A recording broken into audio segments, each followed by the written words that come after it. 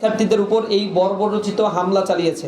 প্রতিটি ক্যাম্পাসে চাঁদাবাজি করতে না পেরে এই সন্ত্রাসীরা আজ উন্মাদ পাগলের মতো হয়েছে। এই লুবি মানসিকতা চরিতার্থ করতে জবি ছাত্রদলের 2006-07 সেশনের চিহ্নিত ও 40 ঊর্ধ্ব সন্ত্রাসীরা, আমি আবার বলছি নাম ছাত্রদল কিন্তু 40 ঊর্ধ্ব বয়স তাদের, এই সন্ত্রাসীরা রামদা চাপাতি সহ দেশীয় অস্ত্র নিয়ে শিক্ষার্থীদের উপর ঝাঁপিয়ে পড়ে। জবি ছাত্রদলের যুগ্ম আহ্বায়ক মোস্তাফিজুর রহমান রুমি এবং জাফর সহ অন্যান্য সশস্ত্র সন্ত্রাসীরা অডিটোরিয়ামের ভিতর থেকে জকসু সদস্য আবদুল্লাহ ও শিবির নেতা বখতিয়ার সহ সাধারণ শিক্ষার্থীদের মারধর করতে করতে বের করে দেয়। এমনকি ক্যাফেটেরিয়ার ভিতর জোরপূর্বক ঢুকে জকসু সদস্য আবদুল্লাহকে নির্মমভাবে মারধর করা হয়। হামলায় জকসুর ভিপি রিয়াজুল ইসলাম, এজিএস মাসুদ রানা সহ কর্তব্যরত সাংবাদিক, শিক্ষার্থী, ছাত্র শিবির ও ছাত্রশক্তির অন্তত 20 জন নেতাকর্মী গুরুতর আহত হয়।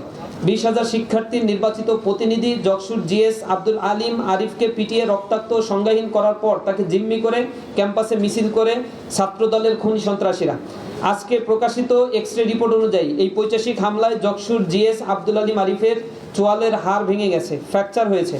উপরন্তু উপস্থিত সম্মানিত উপাচার্য মহোদয়কে শাসিয়ে ছাত্রদল সন্ত্রাসীরা দম্ভুক্তি প্রকাশ করে বলে ক্যাম্পাস ছাত্রদলের দখলেই থাকবে। এখানেই শেষ নয়, হামলার পর আহতরা যখন ঢাকা ন্যাশনাল ইনস্টিটিউট হাসপাতালের জরুরি বিভাগে চিকিৎসাধীন ছিলেন তখন বিকেল 4:45টার দিকে দেশীয় অস্ত্রসহ দ্বিতীয় দফায় হামলা চালায় বিএনপি, যুবদল, ছাত্রদল, মহানগর দক্ষিণের নেতাকর্মীরা।